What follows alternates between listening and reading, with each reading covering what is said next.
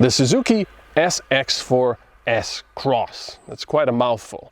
But this one has an additional mouthful, well, sort of. It's a hybrid, or well, in this case, a mild hybrid, because most cars now are sort of going from being purely internal combustion driven to being a mild hybrid, which means that you don't really get a plug to charge it up at night or wherever you go.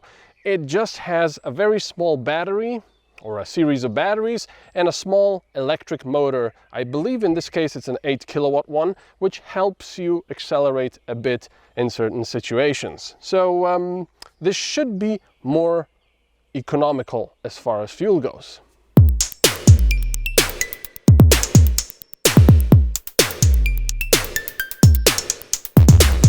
This SX4 is a little more introverted as far as looks go. It doesn't feature crazy shapes and colors. The designers took it easy. Basically, it's great for those that don't like to stand out in the crowd.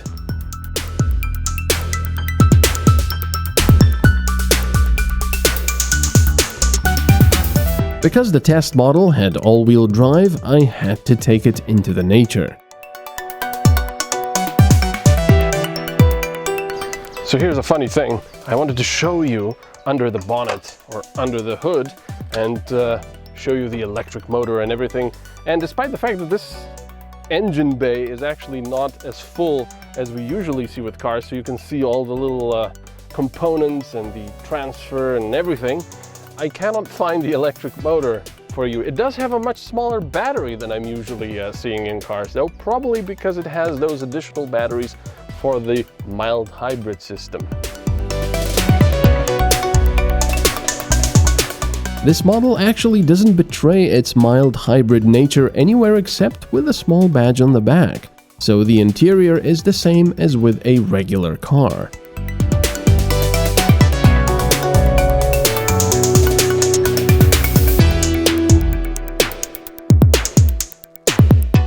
Enough space for the passengers in the rear and a reasonable trunk for those shopping trips.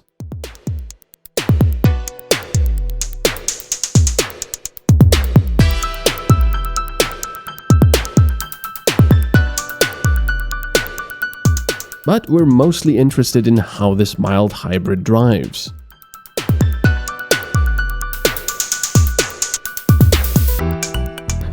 If you've seen my videos of the Suzuki Swift, that also was a mild hybrid.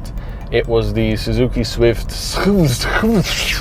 system, which meant that it was a mild hybrid. Now, Suzuki has dropped apparently the name for this car, and instead just called it a plain old hybrid, which is, well, sort of what it is. It's a mild hybrid. You cannot plug it in and charge it. It just has a few small batteries to power the small electric motor. And you also cannot drive just on electrics alone, like you usually can on a plug-in hybrid. But that's fine. So basically what the system does is help you accelerate every now and then when you need it. I'm not entirely sure when the system decides to give you a bit more power, because a lot of the times I'll see it, I can actually look at it on the little trip computer here, if I can get to the setting. There we go. So it tells you that the power to the wheels is going from the engine and now also from the battery, or, well, the electric motor. But it sort of shuts it off, and sometimes even on the highway when you're going constant speed, it'll help you a little bit along. So yeah, but anyway, the whole point of this is to alleviate a little bit of the stress or the fuel consumption the normal internal combustion does when you're accelerating, for example, from a standstill. So you have a little bit of a better acceleration because of the torque of the electric motor, and you use a little less fuel as well. And whenever you take your foot off the gas pedal, of course, you get a little light up there, which means that it's actually recuperating the electric energy. So basically it's turning the electric engine into a generator. So a little bit like in the electric cars. Well, exactly like it. It's just a very small electric engine here. So because this car has a small electric motor and it does feature energy recuperation, which is usually quite nice, there's a few positives and one negative consequence because of this. So why don't we start with the negative so we can end on a positive note? The negative is that when you're trying to drive more slowly, especially in traffic jams, for example, and you're trying to just teeter your foot on the gas pedal just to keep that slow speed, you will find that there's a bit of a dead zone there where the engine thinks, oh, you don't want any throttle anyway, I'll just take all the throttle away and turn on recuperation, which will of course mean that you will feel it. You can actually feel the recuperation. It's different from when you're just in a car with an internal combustion engine and you put it into a higher gear and let the engine slow the car down. Lower gear. You can actually feel that there's something else, some parasitic loss of speed there, which of course is not parasitic in a way, it makes you electricity. But it means that it's quite annoying when you're trying to just very slowly drive smoothly and you're going It's very difficult to show that on camera because the judder is very probably imperceptible on camera, but when you're actually driving it, it is a little bit annoying. It doesn't happen very often, but it does happen sometimes, and it's a bit annoying. You wish it would stop that, and probably the people behind you are thinking, this guy just got his driving license. So what about the positives of energy recuperation? Well, one is the obvious. When you lift off your foot in a normal car, you're losing kinetic energy, that's it. And if you want to stop, you have to use your brakes, and you're turning that kinetic energy into wasteful, well, heat, and you're destroying your brakes, so to speak. Here, if you don't need to stop immediately, you just let the car, coast, and it will be slowing down quite considerably. Not as much as in a fully electric car, because those electric engines are much bigger and much more powerful, but it is noticeable. And a lot of the times I found myself just putting into a lower gear and letting it coast down to almost nothing, and it's quite nice. I do like that. So that's one. You're filling up your battery with that.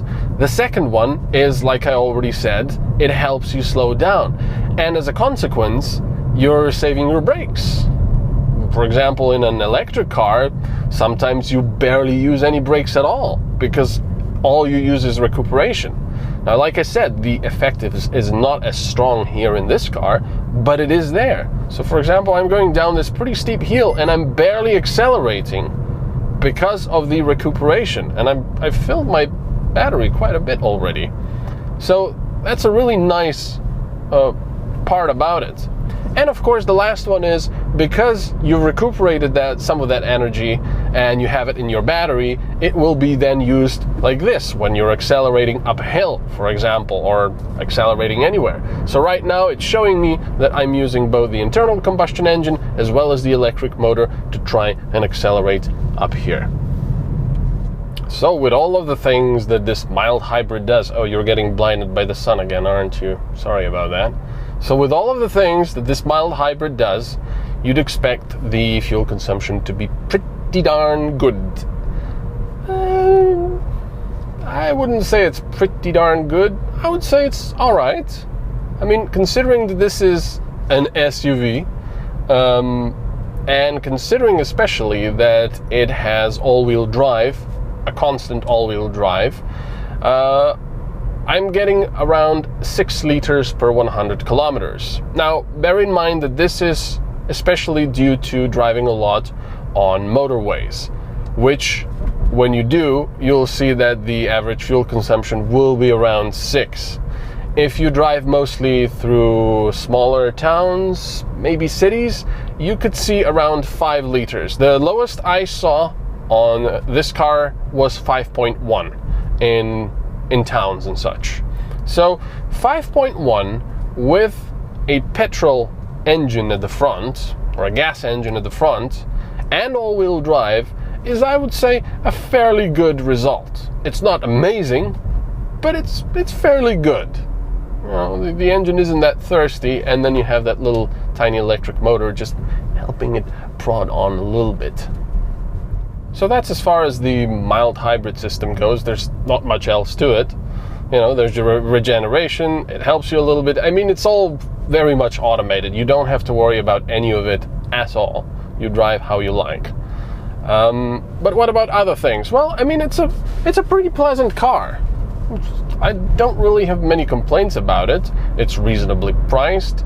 It's got all-wheel drive for when it snows.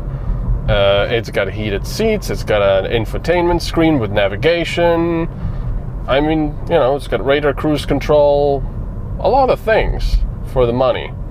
And it also drives quite okay. I mean, it's obviously, you don't want to take this car to the limit in the corners, because it's not the most amazing to drive like that in a sporty fashion, but it was never designed to do so. I do have a couple of caveats though. One is the center armrest. Center armrest is fine. It's okay. It could be a little softer if I want to be nitpicky, but it's all right. However, the problem is that the only USB connector or connection I could find is in here, in the center armrest. So, which means that if I want to charge my phone, well, I have to stuff everything in there.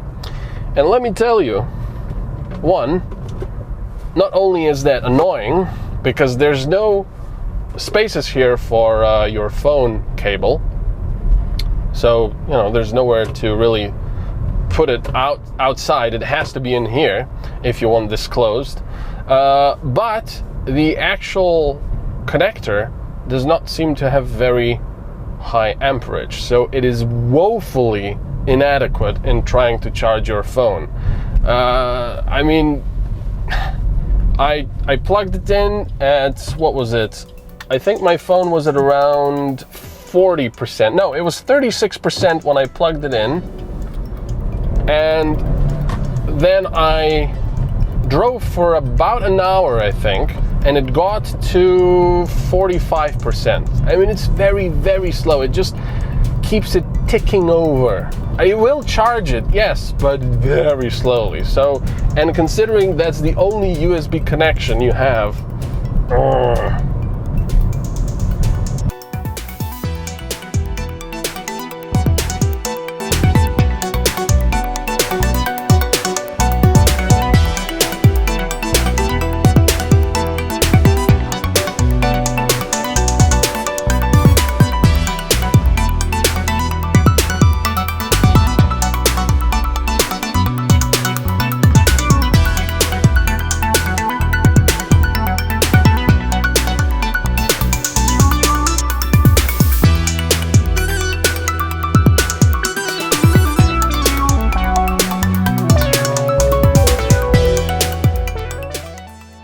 The mild hybrid SX4 starts at just under 19,000 euros, but doesn't feature all-wheel drive. For the fully equipped one with all-wheel drive, you'll be paying 24,000 euros and 400 euros for metallic paint. All mild hybrids only come with a manual transmission.